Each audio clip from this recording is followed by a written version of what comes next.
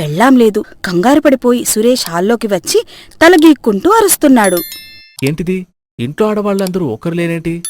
ఎక్కడికెళ్ళిపోయారు బాబోయ్? ఆ ముసలావిడ, నా పెళ్ళాం ఇద్దరు కలిసేమన్నా ఊరు విడిచి పారిపోయారా ఏంటి? ఇంతలోనే ఇంటి ముఖద్వారం దగ్గర రిక్షా ఆగింది. అందులోంచి లక్ష్మీ, రజని ఇద్దరూ తలతల్లాడే పట్టుచీరలు కట్టుకుని, మెడలో కొత్త నగలు వేసుకుని, చేతుల్లో షాపింగ్ బ్యాగులతో ఎంతో హుషారుగా దిగారు. వాళ్ల గెటప్ చూసి సురేష్కి కళ్ళు బయలు కమ్మాయి.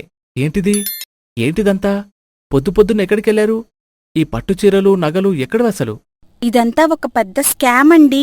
మీ జీతం డబ్బులన్నీ ఇలా ఖర్చయిపోయాయి. ఆ మాటలు వినగానే సురేష్ ఒక్కసారిగా షాక్ తిని గుండె పట్టుకున్నాడు. ఏంటి? నా జీతం డబ్బులా? ఎక్కడి జీతం డబ్బులు? ఎక్కడ్నుంచి తీశారసలు? ఇంకెక్కడి నుంచి తీశామోరా అబ్బాయి, నీ పెట్టెలో నుంచి. ఆ నెంబర్లాక్ సూట్ కేసులోంచి తీశాం. రాత్రి నీ పెళ్ళాం నిద్రలో నడిచినా నడక గుర్తుందిగా. ఆ మాట వినగానే సురేష్ కంగారు పడాల్సిపోయి ఒక్కసారిగా సోఫాలో పడిపోయి పెద్దగా నవ్వడం మొదలుపెట్టాడు. పొట్ట చెక్కలయ్యాగా నవ్వుతున్న కొడుకును చూసి అత్తాకోడలు మైండ్ బ్లాక్ అయింది. ఏమండి, పిచ్చి పట్టిందా ఏంటి? డబ్బులన్నీ పోతే ఏడవలసింది పోయి అలా నవ్వుతున్నారేంటి? అవున్రా సురేష్, ఎందుకలా నవ్వుతున్నావు? అమ్మా, రజని, ఆ డబ్బులా?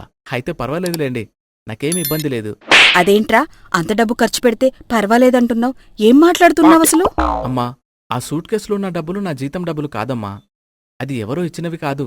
మన దగ్గర అప్పు తీసుకున్న సుబ్బయ్య బాబాయ్ ఉన్నాడు గదా, ఆ డబ్బులు నీకివ్వమని నిన్న సాయంత్రం నా చేతిలో ఇచ్చాడు. నేను నీకివ్వడం మర్చిపోయి అర్ధరాత్రి ఆ సూట్ కేసులో పెట్టాను. మీరిప్పుడు నా జీతం అనుకొని ఖర్చు పెట్టింది నీ సొంత డబ్బులేనమ్మా. ఆ మాటలు వినగానే లక్ష్మి తల మీద పిడుగు పడినంత పనైంది.